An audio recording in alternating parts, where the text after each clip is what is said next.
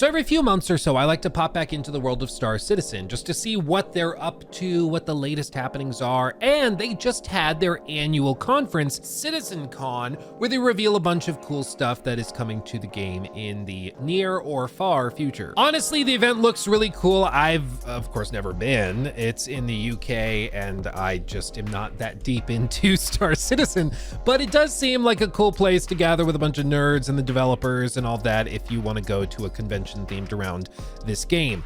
But every year they do this, they usually have some big announcements, some cool stuff to show to give you a better idea of what they've been working on and where they are in terms of progress on the broader project. And so I'm going to share some of those updates with you because some of it is really impressive. Other tidbits I found kind of frustrating, and I'll talk about that. Other stuff they're doing is wildly impressive on a technological level, but whether it sees the light of day anytime soon also still remains to be seen. So we'll go through all of this, and then later in the video, I'll actually boot into Star Citizen and show you the game running in real time, because a lot of people don't understand that this is a game you can actually play right now. The Persistent Universe, there is a playable version of it that you can experience yourself. A lot of people hear that it hasn't been finished or it hasn't released yet, and so they imagine that they've raised $700 million and have produced nothing for people, but that's not what it is. You can play the game right now if you buy in with like the $45 base version of the game, and you can try it, you can experience it, and I'm going to show it to you later in the video. And I think a lot of people just don't realize that when they throw out the term like scam or stuff. They don't realize what is available to players right now. But what all did they show? Well, they showed a handful of different things. They showed a new Genesis system in the Star Engine. And if you don't remember the Star Engine, this is like that big demo they had last year that just like totally curb stomped Starfield and the Creation Engine. I think they released it in November, so it was right as a lot of people were wrapping up Starfield and feeling kind of underwhelmed with its technological offerings. And then they released the Star Engine trailer, which is one seamless, contiguous shot of different planets going from the atmosphere down to the planet's surface, into caves, back out of the caves, going to NPCs and creatures, back into the atmosphere. Absolutely insane demo. I recommend you check out the full thing. It is crazy. But they're adding new stuff to it, improving it even further. You can see they're adding a brand new weather system that aims to simulate realistic weather patterns globally. Yeah, like for the globe that you're on, meaning if you are playing the game, as you can see on screen right now, and a rainstorm comes in, you should be able to hop in your spaceship, fly over the storm, go past it, land, and continue playing, doing whatever you need to do. Or you can just get up and hover and follow the storm as it drifts across the globe. It's wild. Like, again, the stuff they're doing in this Star Engine and in Star Citizen is absolutely insane. I don't think people really appreciate, who are not too familiar with it, how insane the tech is, because they are doing so much wacky stuff. Like, it starts to explain why it's taken $700 million to do. Whether this leads to a fun game at the end of the day is a separate question, certainly, but certainly they've developed a whole lot of really amazing tech as part of this project, and it blows my mind every time I find out what they're working on next. It's crazy. They also introduced new tech to add in points of interest dynamically onto planet surfaces, roughly every 100 kilometers or so, of various scales and sizes.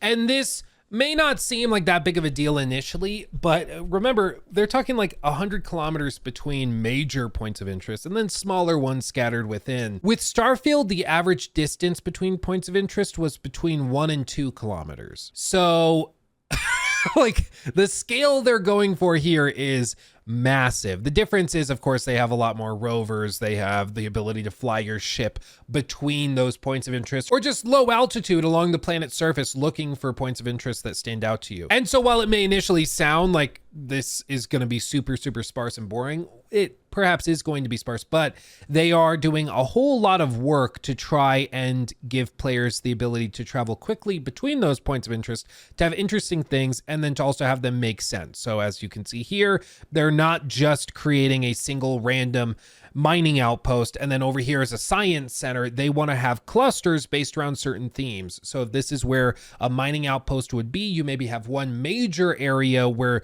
most of the processing of ore is done, for example, and then other satellite outposts that scatter beyond that you can search and find cool stuff in, that all contribute to the central cluster's purpose. And so they're all thematically tied together, but their placement makes sense as they dither out from the center of the cluster. Hopefully that makes sense. And they aim to have a lot of these. They aim to have bandit clusters. They aim to have crashed ships where maybe there was a whole fleet of ships that crashed all together or something. And so all of that is clustered in a central area. And they want this to be something that can be dynamically placed across the entire planet. As you can see here, they've got 13 locations there, 8 there, 6 there, and this should go all across the entire planet's surface as you explore. So there's always something to find within a reasonable amount of time as you're flying with your spaceship through the atmosphere looking for things that stand out to you. It's a different approach than Starfield, which had it so every time you load in, there is basically a cluster generated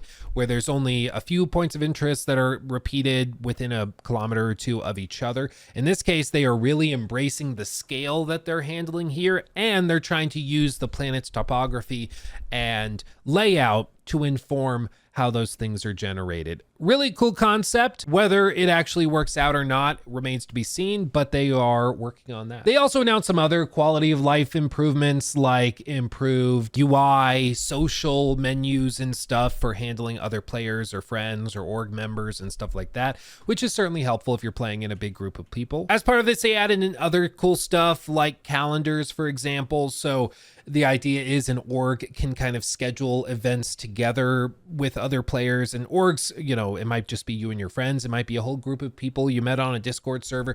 It can scale a lot, but the idea is that they want to give you tools to be able to organize and coordinate much better on a larger scale, which again is a great addition, especially when you consider some of the other stuff in Star Citizen for the end game that we'll talk about in just a few minutes, because once you get towards the end game of Star Citizen, we are talking about massive scales of players working together on stuff.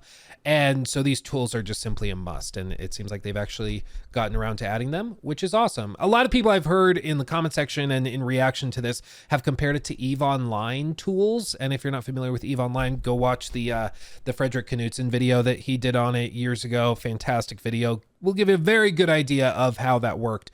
But it's nice to see they're finally adding those different things. But then we get to the meat and potatoes. They showcased Squadron 42, which is the single player offering that Star Citizen is paired with. Because again, there's two sides of this project.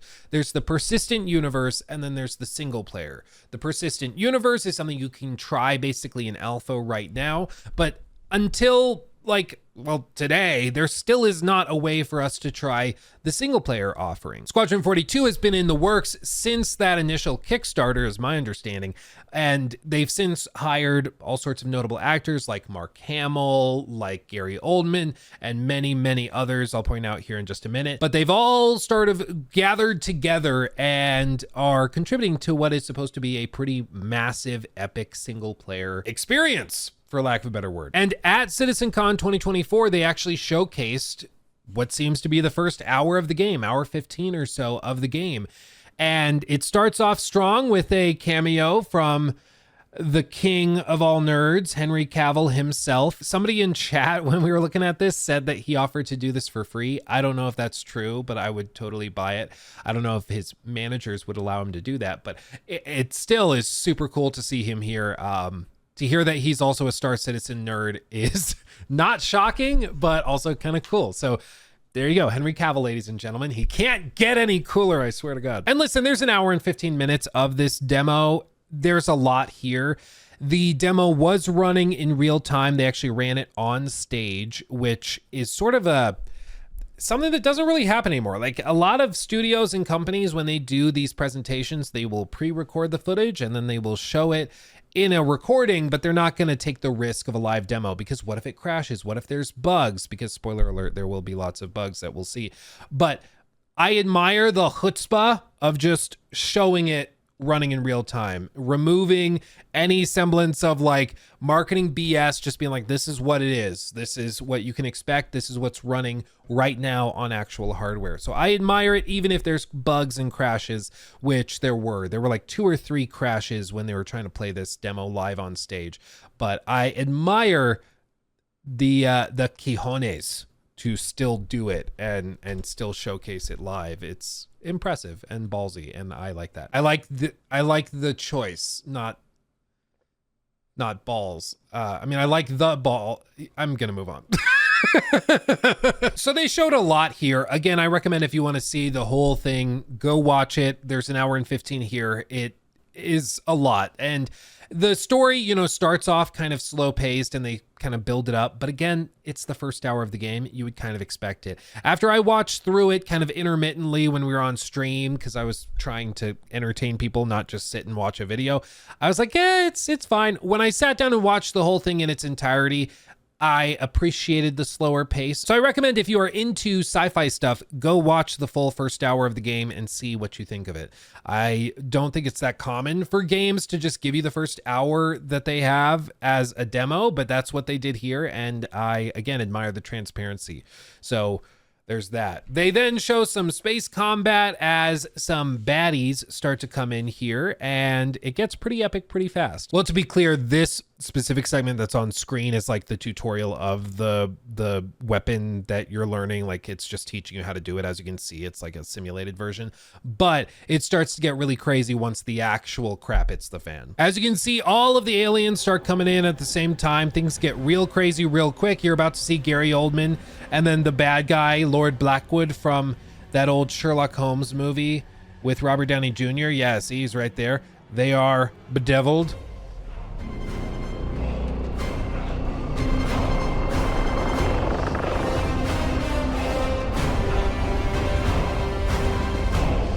I'd be freaking out, dude.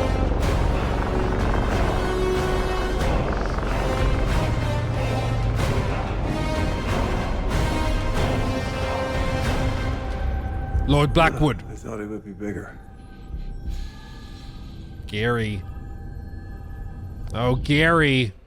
Pretty insane. So they are leaning into the spectacle, the big set pieces. And if you know anything about me, I love spectacle and set pieces. I love crazy big moments in stories and in cinematics. I eat it up. The animations for all of the aliens are really well done. It seems really solid. I mean, a lot of people were like, oh, this is the Halo killer.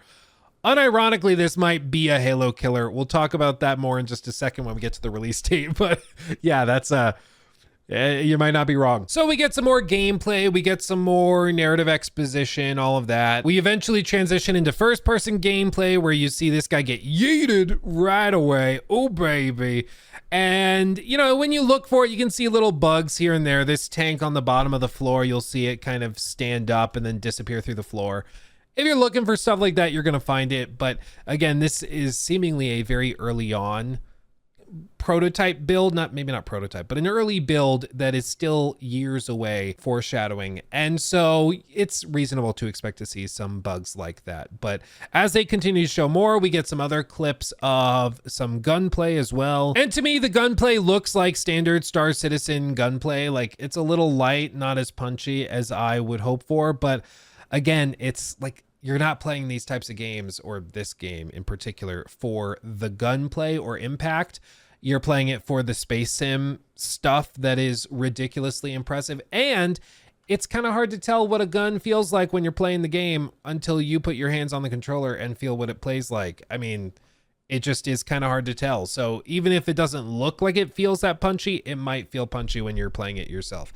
It's just hard to say. So what we see are some really fascinating set pieces, some beautiful artwork, some amazing sound design as you work through the levels. And then at the very end, we get a bit of a sizzle reel featuring some familiar faces. Sir, Who the hell are you? I'm your new wingman, sir.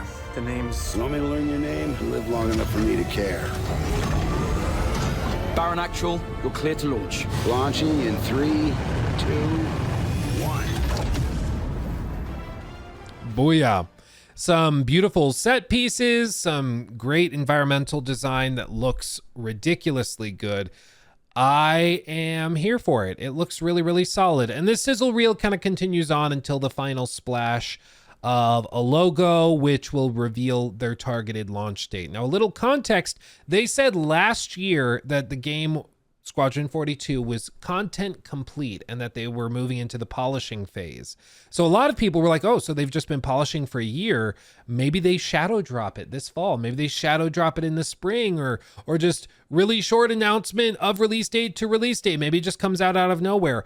But no, what they revealed was much more in line with RSI and Cloud Imperium Games, CIG, and their modus operandi, which is to kind of take their time. Let's just say you'll see it flips around here.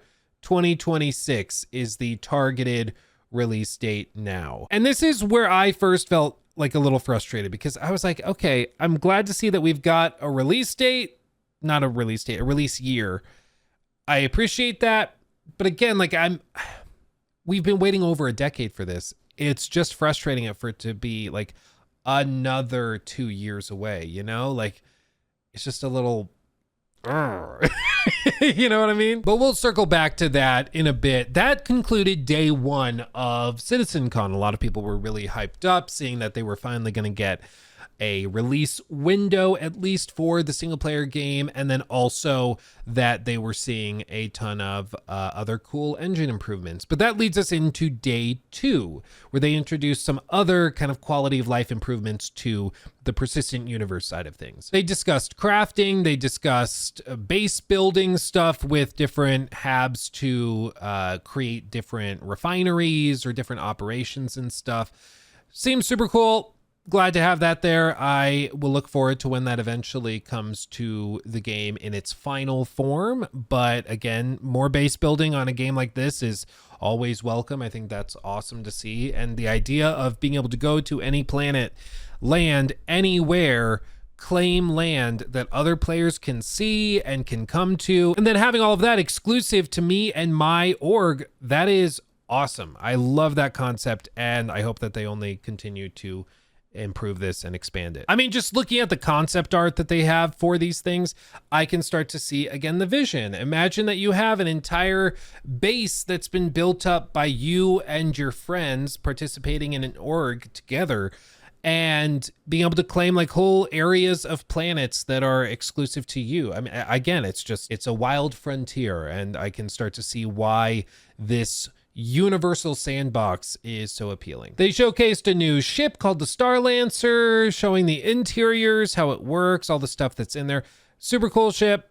I'm not sure how much it's going to cost. I'm not sure if they said that, but that's going to be a thing, no doubt. You know what? Let's see. Play.sc Starlancer Tech. Let's see. Okay, here we are. Get tactical. Time to get tactical.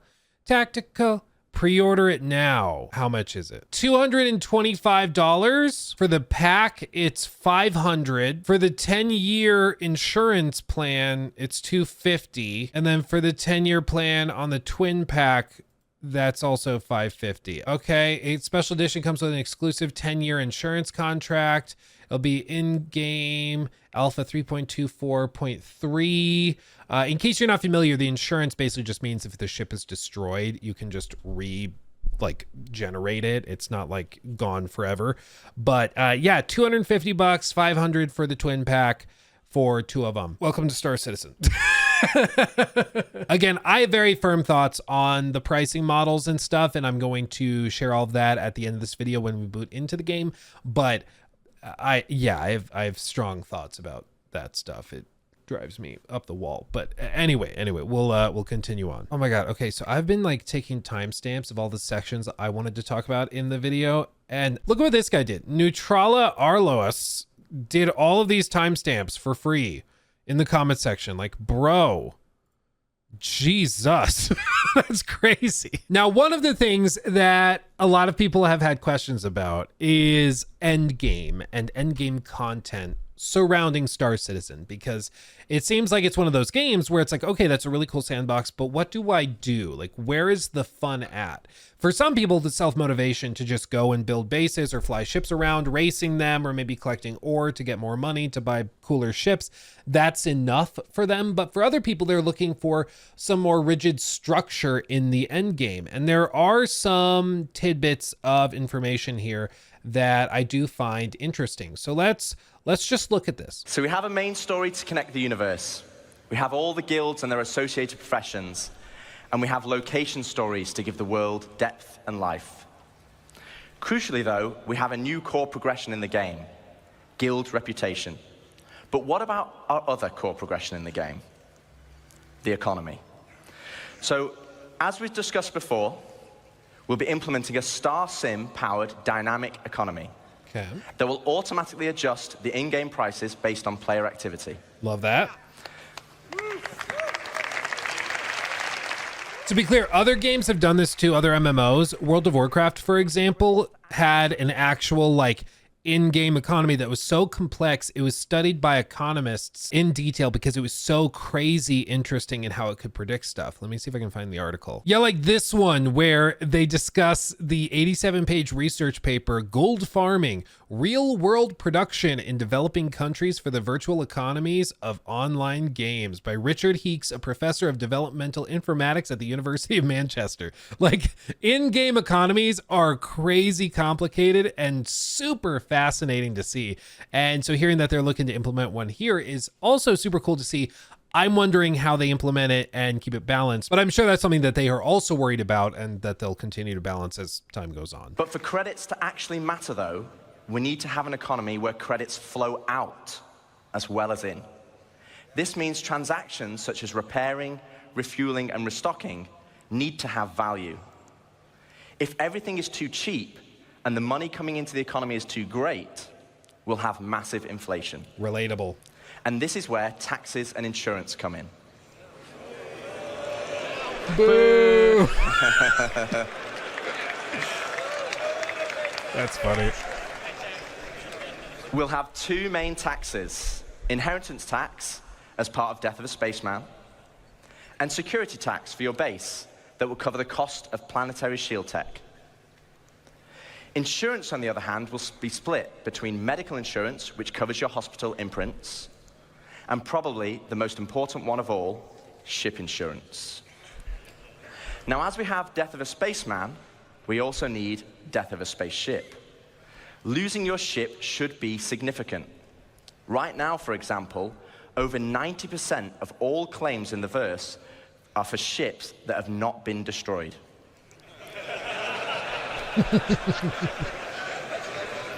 And this is where ship insurance and our new warranty mechanic comes in. First up, we'll have 3 tiers of insurance, with level 1 being chassis insurance, level 2, chassis and component insurance. Dude, can we just appreciate, we're looking at a video game. They have like thousands of people at this event. And then one of their big reveals is they're discussing the different types of insurance that you can take out on your in-game ship you spend $250 on in real world money. It is hilarious to see. But, you know, this also brings up a question of, okay, at what point does the real world money cut off? And at what point does the game become self-sustaining and just about the in-game economy without the ability to buy ships that come into the economy and the universe to destabilize it? Because if people can just go in there and spend 500 real world dollars on a ship for the game that can then produce all sorts of extra in-game currency by transporting massive amounts of goods or by going and completing contracts that smaller ships couldn't complete, then that destabilizes it again if you are talking about credits just flowing out either from CIG managed quest givers or activity givers, or even if it's from other players. You are allowing people to get ahead by spending more real world money to get ships that can scale up to bigger and bigger things. So all of this just begs more questions that are very, very serious. But, you know, that is something that they have discussed previously. So I cannot find the original interview. I don't know if I'm just searching for it stupidly, but there's all sorts of comments on their subreddit alluding to statements from Chris Roberts, the guy that runs Roberts Space Industries and CIG and all of that. And they suggest that he has said in the past that they will stop selling ships once the game is quote unquote done in order to stabilize the economy and remove a sort of pay to, maybe not pay to win, but pay to excel maybe, or pay to get ahead feature, which is just buying big ships for real world money. A lot of people are just confident that they're not going to ever do that. Yeah, no way they give up ship sales. I think they'd give up on Squadron 42 before they stopped ship sales. They will 100% never ever stop selling ships no matter what they say. With CIG, it's who cares what I said yesterday. Whatever we're doing today is what's important. Yeah, to stop selling ships would wipe out their main income stream. That would not make any sense. I agree, which is why I'm not convinced they'll ever stop selling ships. But I think that having an in-game economy when you can just spend real world money feels really, really bad, because spending real world money gets you bigger ships or better ships that can then make more money by doing other contracts or deals that you couldn't have done before. So it's a big issue, a big elephant in the room that still has not been like super clearly addressed as far as I'm concerned. I don't know if there's any Star Citizen fans out there that have a better idea of the inner workings of this, let me know. But yeah, that's kind of the elephant in the room that we'll talk more about here in just a few minutes when we get into the core of the game itself. But certainly a question that needs to be asked. But all of this came up during discussions of the end game for Star Citizen. And one of the reveals specifically about the end game of Star Citizen had to do with player bases and kind of what you should be working for once you get to that 1,000-hour mark. Once you've really put a ton of time into your account, built up a ton of wealth, resources, your org has excelled, and you and your buddies have made tons of progress and completed amazing numbers of contracts and stuff. What do you do for the late game? Well, this is one of those things. This is a player base, and one of their goals is to basically make a gigantic hub for players to gather and work together. This is not the first time they've shown something kind of similar to this. There's been other ship reveals like Javelins, for example, which are just massive monstrosities, like $2,000 real world dollar ships that are just gigantic. And you can see people walking on the bridge down there. Those are players, supposedly, or NPCs walking around. Like massive ships is what we're talking about. This is all just gray box, as you can see in the text at the bottom of the screen, but this is something that they aim to eventually have in the game for big orgs of players to be able to work together and manage together. Oh yeah, and look right here. This is the 890 jump that just passed the screen. That's the big space yacht. I've actually done videos where I played with that ship and where I used it to look around and show some stuff. If you are interested, I'll have that linked below. It's freaking gigantic and hundreds and hundreds of dollars if you want one yourself. You typically have to buy it through like a gray market, but that's a whole other discussion. Some of these other massive ships are things like this. The Bengal, as you can see in this video from Loud Guns, it's just freaking gigantic. You know, some of these ships that they aim to have in the final game are big enough where you can have 100, 200 players necessary to man the ship and to occupy it. And the ultimate goal would basically to be a massive ship like this that requires dozens and dozens of people to actually fly through space to complete massive deals and projects. And that's a cool concept. I mean, imagine being part of a org of other players where there's maybe 300 members, and anytime you log into the game, you are spawning on this ship and you are working together to complete various activities or working together to do this or that. And maybe as new players come in to log in, other people are logging out. So it's like shifts are changing over, and you have your own little house, or not house, but room and quarters on the ship. And everybody has their job to do. Like, it really is a second life within the universe of Star Citizen, where you are all working on managing this massive ship together. It's super cool. It's a really wild concept, but it is something they are actively working towards for the end game of Star Citizen, for those players that are in deep and if they can deliver on it, I mean, it sounds super, super cool to me, at least. That's part of the vision of why people are so excited by Star Citizen, is because they see these like promises or ideas of living another life in space with your buddies and friends, having adventures together. And that is exciting. Like, that is something people want, which is why so many people are willing to pledge real world money for something that is still being produced and worked on as we speak. It takes a lot of time, a lot of money, but if they can deliver, a lot of these people think that it's worth it. But listen, they revealed a ton of stuff. I mean, it's a 2-day conference where they're talking for hours and hours on end. So there's a ton of stuff that I can't go through in this video.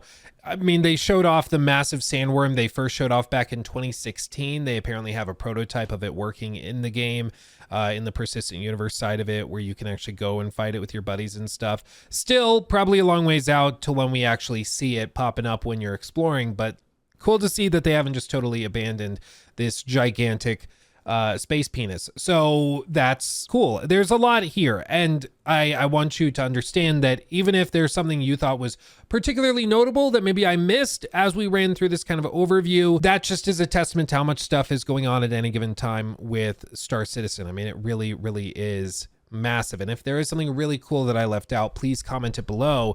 And if it's cool enough, I'll like heart it, upvote it, whatever, pin it and share it with everybody. But the point is, there's a ton of stuff going on with Star Citizen. But where's the game today? And do any of these promises and cool features and demos actually mean anything?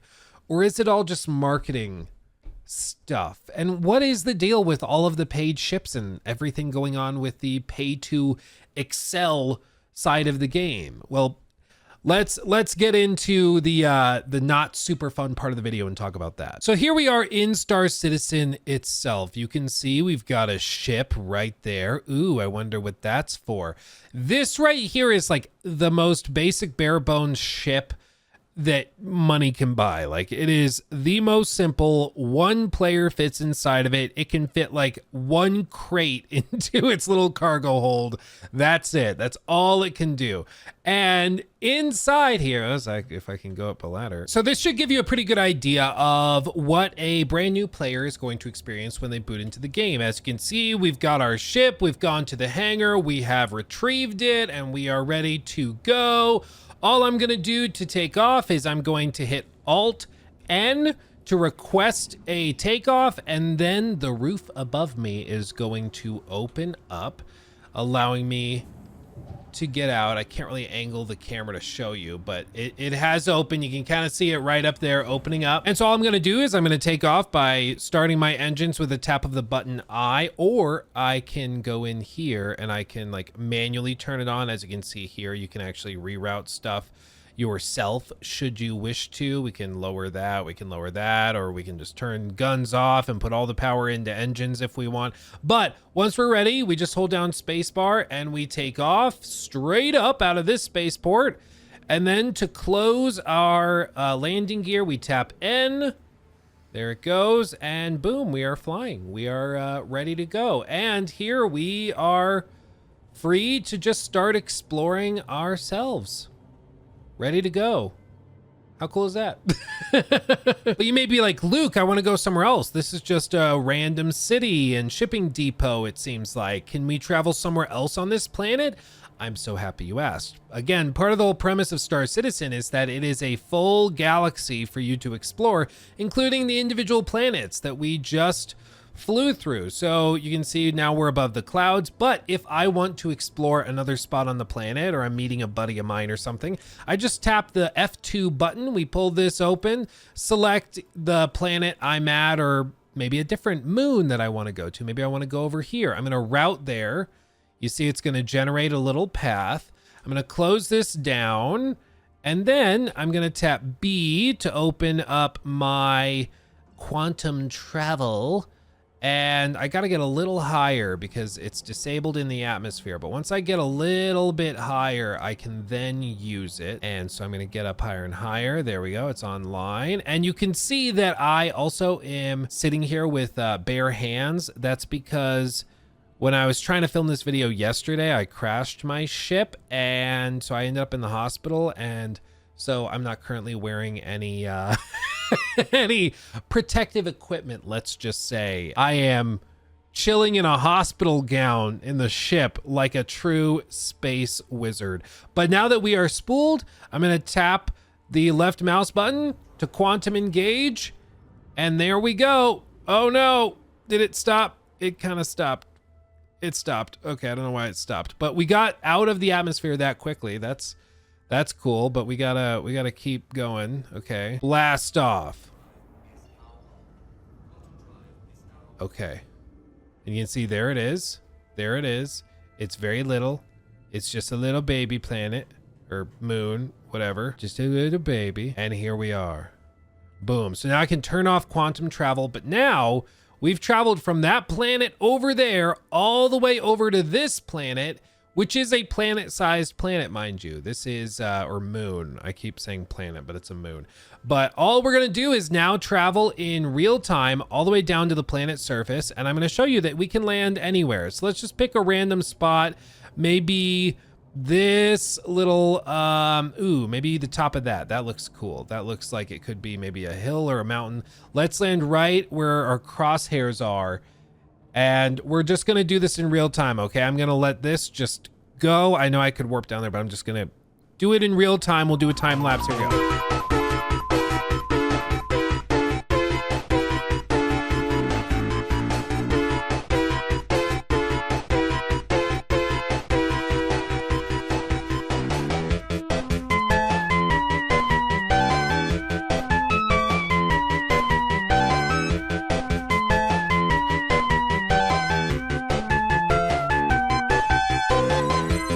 And here we come, about to land. Now that took a good long while, but I want you to understand that this is more for demonstration purposes. You are able to warp around planets and to warp much closer, much faster. So most people are not going to be doing what I just did, where you go and are very, very slowly getting closer and closer to the surface. Most people are just going to warp around, but I wanted to show you that it is in fact something you can do in real time should you wish.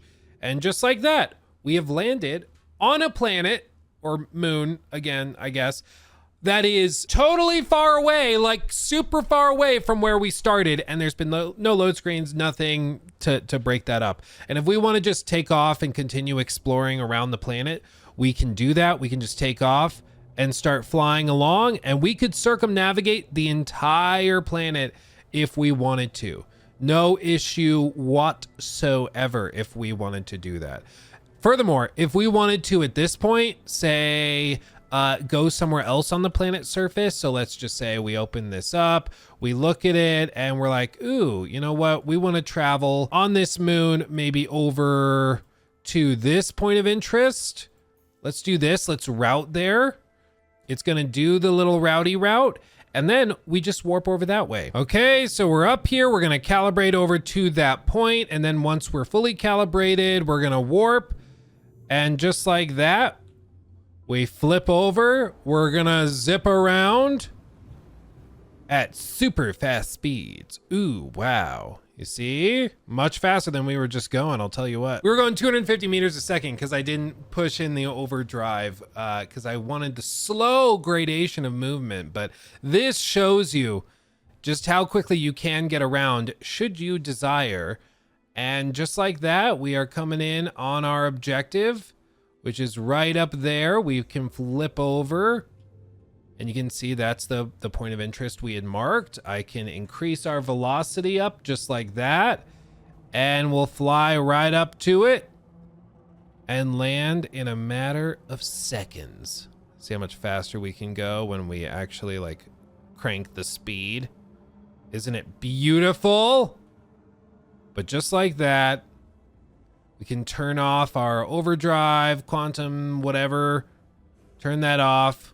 Slow down, and you can see that right there, after the night cycle turns on, this is a little base that we just traveled to out of nowhere. Isn't that amazing? Isn't that cool? Literally anywhere you look, anything you see, you can travel to. There's missions to be found. There's other players to be gathered and worked with.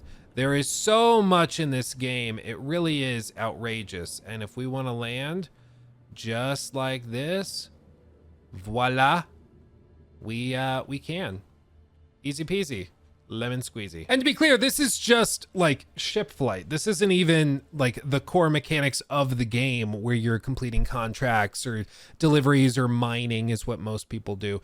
This isn't even any of that. This is just flying the ships around, and you can kind of get a taste of what is so magical about it. Just the promise of endless freedom and totally unbridled exploration. And they are delivering on that even today, but it doesn't remove the fact that this ship is tiny.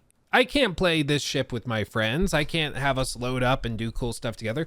We can't do crazy missions together in that ship. And that's by design. It's supposed to be a starter ship, which is perfectly okay in a video game. In fact, most video games start out with a really crappy ship or car or whatever, and then you work your way up to the good stuff. My problem is just that Star Citizen is built around selling you the really fun experience and then pushing you to buy it with real world money, as we saw with this one, the Freelancer Max, where if you want it, you can get it, but it is $300 or $500 if you want 2 of them for some reason, if you wanted to like share with your buddy or sell it on a gray market. Because yes, there are gray markets where people will sell in-game items for real world money, and whether or not it's like totally legit is always up in the air, but that's a thing that happens. Like seriously, some of these gray market sites are selling like this one, the 890 Jump, a ship that I have played with, for $1,300.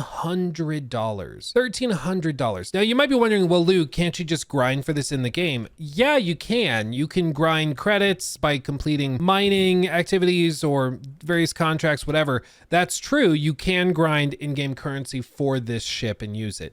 The problem is they regularly do server resets and server wipes, which resets all of your progress except for the ships that you paid real world money for, which makes sense. I mean, you better not wipe that progress, but they're able to retain the ships for those people. But if you grinded for your ship in game, you have to restart and begin from scratch. And this is kind of where I start to feel like really frustrated, because if I'm going to spend months of gameplay grinding for this ship and then a month later they server wipe it and I have to restart, that just feels horrible.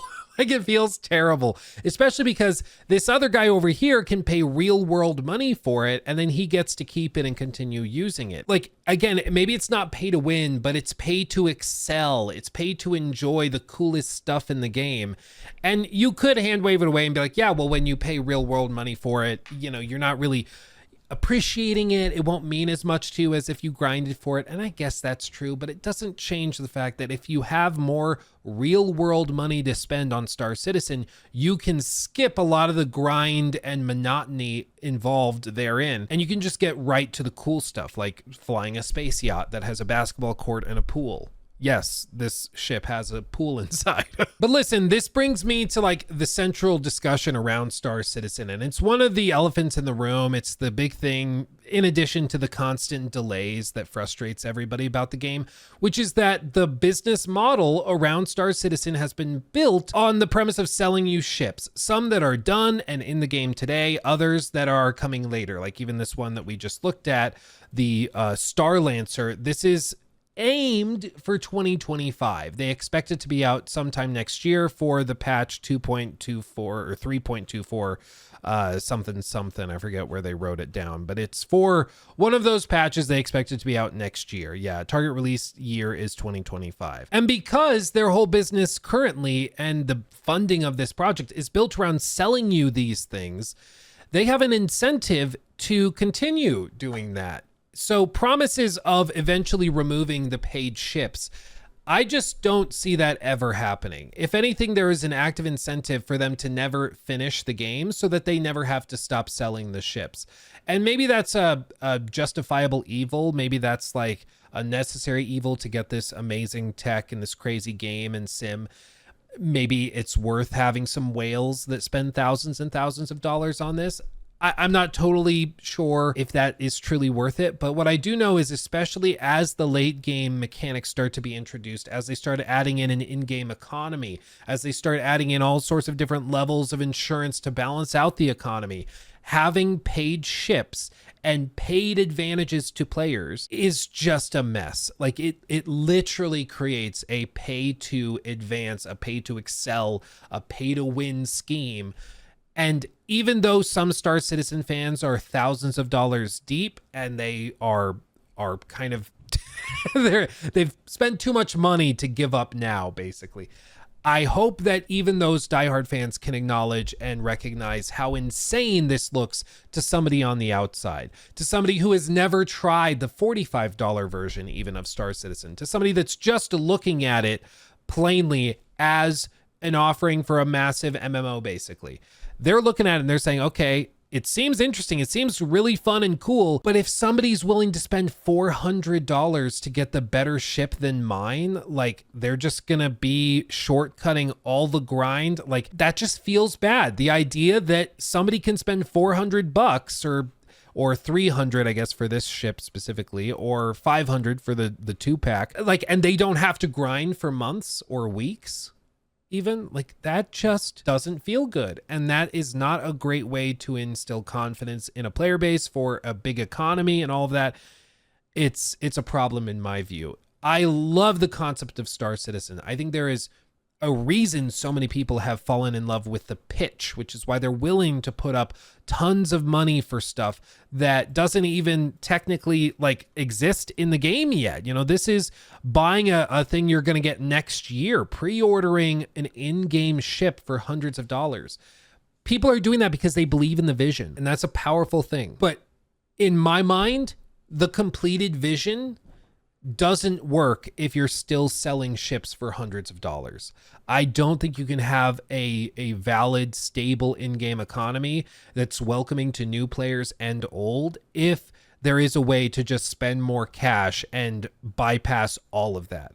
I think that's a great way to destabilize the entire thing, especially once you get into the realm of things like stolen credit cards. People will buy these ships with stolen credit cards and then sell them over here and basically launder the money that way, which certainly is a thing with like Steam gift cards and with prepaid Visa gift cards. I mean, this is a thing everywhere online, and I'm sure it's going to affect this game too. And I just think so long as they are doing this stuff, the true ultimate vision of Star Citizen won't be fulfilled. I think at some point they'll have to rip this Band-Aid off.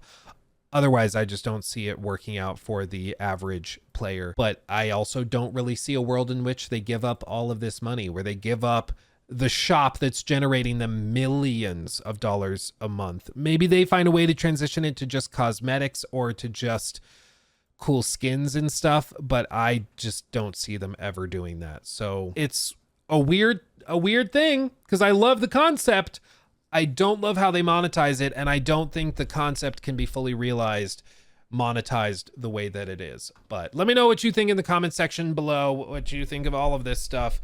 If you're going to try Star Citizen yourself, or if you're just going to wait for Squadron 42, or what the deal is. There's been some speculation that when Squadron 42 comes out, that's going to offer a big enough influx of cash that they'll be able to stop selling ships, but I don't believe that that's going to happen. I think they're going to make like 100 million or however much on Squadron 42 sales and then just keep selling ships. Because again, if it ain't broke, don't fix it. People are still buying the ships. Why would you stop selling to them?